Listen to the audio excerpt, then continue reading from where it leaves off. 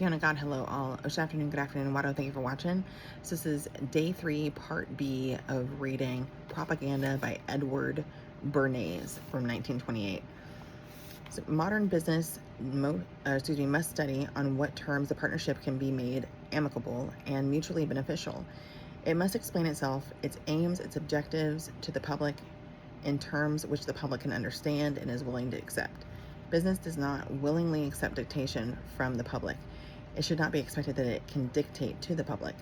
While the public should appreciate the great economic benefits which business offers, thanks to mass production and scientific marketing, business should also appreciate that the public is becoming increasingly discriminative in its standards and should seek to understand its demands and meet them. The relationship between business and the public can be healthy only if it is the relationship of give and take. Exactly. It is this condition and necessity which has created the need for a specialized field of public relations. Business now calls in the Public Relations Council to advise it, to interpret its purpose to the public, and to suggest those modifications which may make it conform to the public demand. To the public demand. The modifications then recommended to make the business conform to its objectives and to the public demand may concern the broadest matters of policy or the apparently most trivial details of execution. It might in one case be necessary to transform entirely the lines of goods sold to conform the changing public demands. In another case, the trouble may be found to lie in such small matters as the dress of the clerks. A jewelry store may complain that its patronage is shrinking upwards because of its reputation for carrying high-priced goods. In this case, the Public Relations Council might suggest the featuring of medium-priced goods, even at a loss, not because the firm desires a large medium-priced trade as such, but because out of 100 medium-priced customers acquired today, a certain percentage will be well-to-do 10 years from now.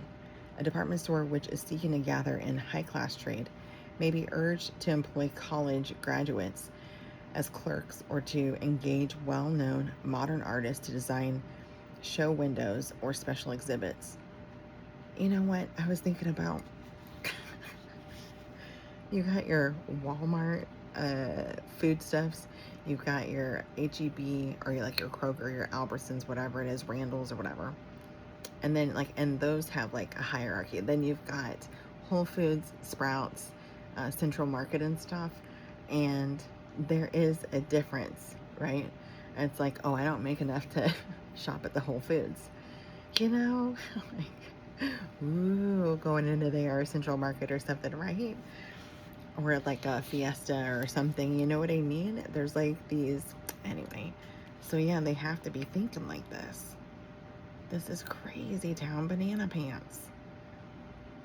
Huh. Okay. Which is seeking to gather in the high-class trade may be urged to employ college students as clerks or to engage well-known modern artists to design show windows or special exhibits. Yeah, and they even do sculptures and stuff too, out of whatever. Yeah, or they even announce that they're gonna have a special whatever, oh gosh, somebody's showing you either how to make meals, but oh yeah, like a wine sommelier or whatever on this day or whatever, you know what I mean? Anyway, a bank may be urged to open a Fifth Avenue branch, not because the actual business done on Fifth Avenue warrants the expense, but because a beautiful Fifth Avenue office correctly expresses the kind of appeal which it wishes to make to future depositors. And viewed in this way, it may be as important that a doorman be polite or that the floors be kept clean as that the branch manager be an able financier. Yet the beneficial effort of this, and I do think it's kind of like that thing on the Tyra Banks show one time where she brought in all these different bottles of water and had people test them. The thing that tested highest for taste and stuff was the daggum sink water. Okay. People are like, oh yes, this is the $500 bottle of water or whatever. And they're like, actually it's from the sink. You know, it does something with your mind. It makes you think because it costs more, it's better, right? Yet the beneficial effort of this branch may be canceled if the wife of the president is involved in a scandal. Big business studies every move which may express its true personality. And like those scandals, what do they go through to cover those up? Because of the face of the business, right? For the sake of the business. Big business studies every move which may express its true personality. It seeks to tell the public in all appropriate ways, by the directed advertising message and by the subtlest aesthetic suggestion, the quality of the goods or services which it has to offer. A store which seeks a large sales volume in cheap goods will preach prices day in and day out, concentrating its whole appeal on the ways in which it can save money for its clients. But a store seeking a high margin of profit on individual sales would try to associate itself with the distinguished and the elegant, whether by an exhibition of old masters or through the social activities of the owner's wife. The public relations activities of a business cannot be a protective coloring to hide its real aims. It is bad business as well as bad morals to feature exclusively a few high-class articles when the main stock is of medium grade or cheap, for the general impression given is a false one.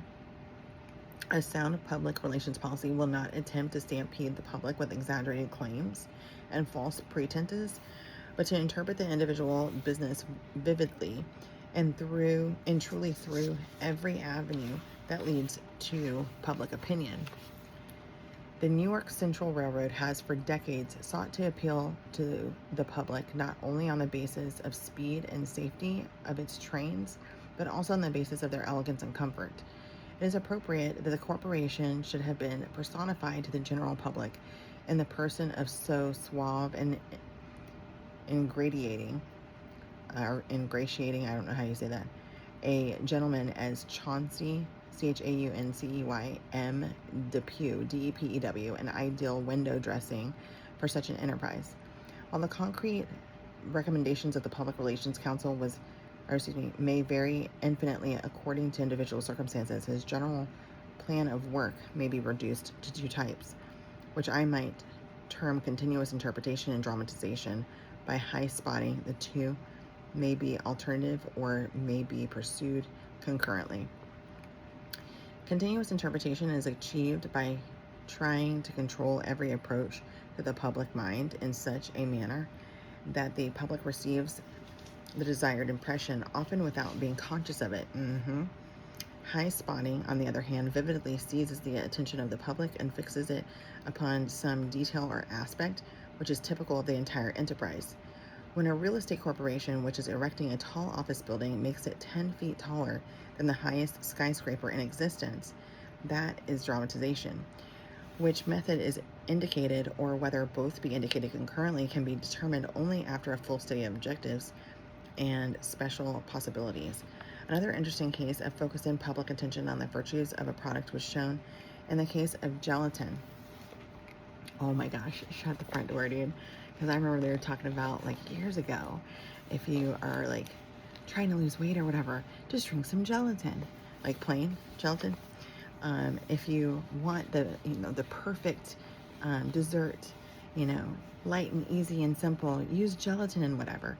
Use gelatin in your, with your beef broth or whatever to make some other sort of meals or something. I never did that.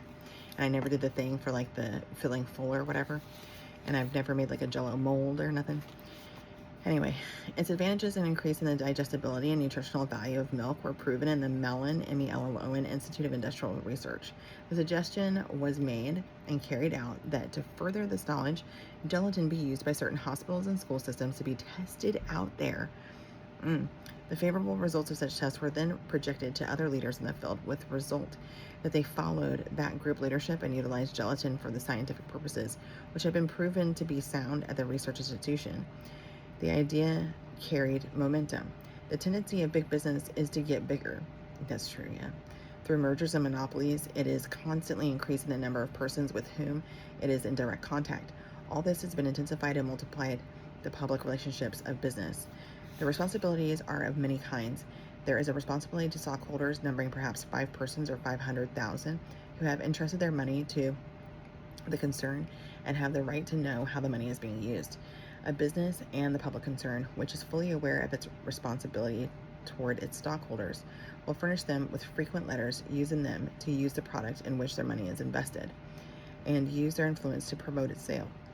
It has a responsibility toward the dealer, which it may express by inviting him, at its expense, to visit the home factory.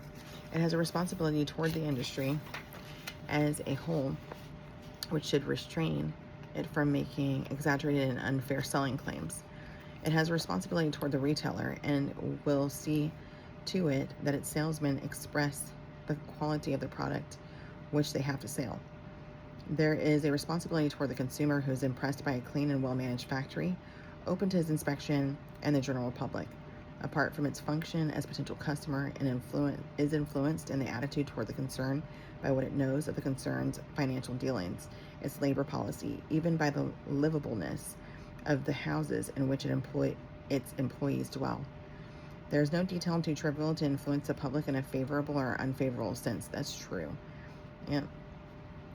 The personality of the president may be a matter of importance, for he perhaps dramatizes the whole concern to the public mind. It may be very important to what charities he contributes and what civic societies he holds office. If he is a leader in his industry, the public may demand that he be a leader in his community. The businessman has become a responsible member of the social group.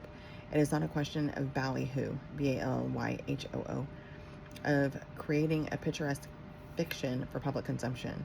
It is merely a question of finding the appropriate modes of expressing the personality that is to be dramatized. Some men can be their own best public relations counsel, but in the majority of cases, knowledge of public mind and of the ways in which it will react to appeal is a specialized function which must be undertaken by the professional expert. Big business, I believe, is realizing this more and more. It is increasingly availing itself of the services of the specialist in public relations, in parentheses, whatever may be the title accorded him. Okay.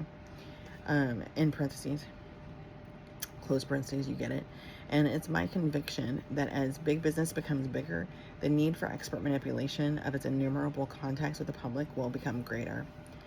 One reason why the public relations of a business are frequently placed in the heads of an outside expert instead of being confided to an officer of the company is the fact that the correct approach to a problem may be indirect. For example, when the luggage industry attempted to solve some of its problems by a public relations policy, it was realized that the attitude of the railroads of steamship companies and of foreign government-owned railroads was an important factor in the handling of luggage. Well, yeah. If a railroad and a baggage man, for their own interest, can be educated to handle baggage with more business and the public facility and promptness with less damage to the baggage, seems like a no-brainer, and less inconvenience to the passengers if the steamship company lets down, in its own interest, its restrictions of luggage. If the foreign government eases up on its baggage, costs, and transportation in order to further tourist travel, then the luggage manufacturers will profit. The problem then, to increase the sale of their luggage, was to have these and other forces come over to their point of view. Hence, the public relations campaign was directed to the public, who were the ultimate consumers, but to these other elements. Also, if the luggage manufacturer can educate the general public on what to wear on trips and when to wear it, he may be increasing the sale of men's and women's clothing, but he will at the same time be increasing the sale of his luggage. Propaganda, since it goes to basic causes, can very often be most effective through the manner of its introduction. A campaign against unhealthy cosmetics might be waged by fighting for a return to the washcloth and soap, a fight that very logically might be taken up by health officials all over the country, who would urge the return to the salutary and helpful washcloth and soap instead of cosmetics. Yeah. The development of public opinion for a cause or line of socially constructive action may very often be the result of a desire to the part of the propagandist to meet successfully his own problem, which the socially constructive cause would further. And by doing so, he is actually fulfilling a social purpose in the broadcast sense. The soundness of a public relations policy was likewise shown in the case of a shoe manufacturer who made service shoes for patrolmen, firemen, letter carriers, and men in similar occupations. He realized that if he could make acceptable the idea that men in such work ought to be well shod, he would sell more shoes and at the same time further the efficiency of the men. He organized as a part of his Business of Foot Protection Bureau. This bureau disseminated scientifically accurate information on the proper care of the feet, principles which the manufacturer had incorporated in the construction of the shoes. The result was that civic bodies, police chiefs, fire chiefs, and others interested in welfare and comfort of their men furthered the ideas his product stood for, and the product itself, with the consequent effort that more of his shoes were sold more easily. The application of this principle of a common denominator of interest between the object that is sold and the public good can be carried to infinite degrees. In quotes, it matters not how much capital you have, how fair the rates may be, how favorable the conditions of service. If you haven't behind you a sympathetic public opinion, you are bound to fail, end quote. This is the opinion of Samuel Insull. Shut up. Did he do insoles? Anyways, his name is spelled Insull, one of the foremost traction magnates of the country. And the late Judge Gary of the United States Steel Corporation expressed the same idea when he said, in quotes, once you have the goodwill of the general public, you can go ahead in the work of constructive expansion. Too often, many try to discount this vague and intangible element. That way lies destruction, end quote. Public opinion is no longer inclined to be unfavorable to the large business merger. It resents the censorship of business by the Federal Trade Commission. It has broken down the antitrust laws where it thinks they hinder economic development. It backs great trust in mergers, which it excoriated, EXCORIATED, a decade ago. The government now permits large aggregations of producing and distributing units, as evidenced by mergers among railroads and other public utilities, because representative government reflects public opinion. Public opinion itself fosters the growth of mammoth industrial enterprises. In the opinion of millions of small investors, mergers and trusts are friendly giants and not ogres, because of the economies mainly due to quantity production, which they have affected and can pass on to the consumer. This result has been, to a great extent, obtained by deliberate use of propaganda in its broadest sense. It was obtained not only by modifying the opinion of the public as the governments modified and marshaled the opinion of their publics during the war, but often by modifying the business concern itself. A cement company may work with road commissions gratuitously to maintain testing laboratories in order to ensure the best quality roads to the public. A gas company maintains a free school of cookery. Oh, I didn't know that. But it would be rash and unreasonable to take it for granted that because public opinion has come over to the side of big business, it will always remain there. Only recently, Professor W.Z. Ripley, R-I-P-L-E-Y, of Harvard University, one of the foremost national authorities on business organization and practice, exposed certain aspects of big business which tended to undermine public confidence in large corporations. He pointed out that stockholders' supposed voting power is often illusory. Even back then, remember 1928, that annual financial statements are sometimes so brief in summary that to the man in the street they are downright misleading. That the extension of the system of non-voting shares often places the effective control of corporations and their finances in the hands of a small clique of stockholders, and that some corporations refuse to give out sufficient information to permit the public to know the true condition of the concern. Furthermore, no matter how favorably disposed the public may be toward the big business in general, the utilities are always fair game for the public discontent and need to maintain goodwill with the greatest care and watchfulness. Don't go hang you in a good shot. I'll to meet again. Love you, minute.